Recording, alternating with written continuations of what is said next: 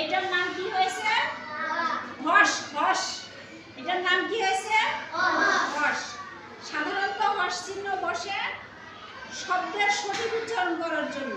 এর আরো অনেক নিয়ম আছে, শুধু এটুকু জেনে রাখবা যে শব্দের সঠিক উচ্চারণ করার জন্য কি বসে? হস চিহ্ন বসে। আর হস কোথায় বসে?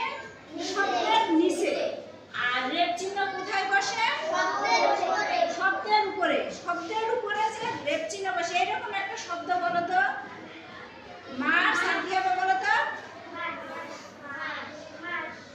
মার্চ তো হলো, আর কি হতে পারে? বর্ণ। Very good. আরেকটা কি বলেছি? বর্ণ। আর কি হবে বলো তো? Very good. আরেকটা কি হবে? সূর্য। এগুলো হচ্ছে কিসের ব্যবহার? রেপ চিহ্নের ব্যবহার, ঠিক না? আর উপরে যখন এই চিহ্ন হবে কি? রেপ চিহ্ন। আর একই রকম চিহ্ন যখন নিচে আসবে তখন সেটার নাম হবে কি? হস। হস চিহ্ন।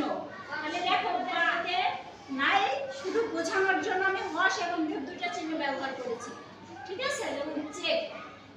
বোঝা গেছে? এখনো তোমাদের বইতে হস চিহ্নের ব্যবহার সেইভাবে নয়, খুব কম আছে, কিন্তু রেপ চিহ্নের ব্যবহার আছে। আমি এটা বোঝানোর জন্য হস এবং শব্দের উপরে। আর হস চিহ্ন কোথায় বসলো? শব্দের নিচে। রেপ চিহ্ন শব্দের সবাই বলতে হবে, রেপ চিহ্ন শব্দের উপরে। আর হস চিহ্ন শব্দের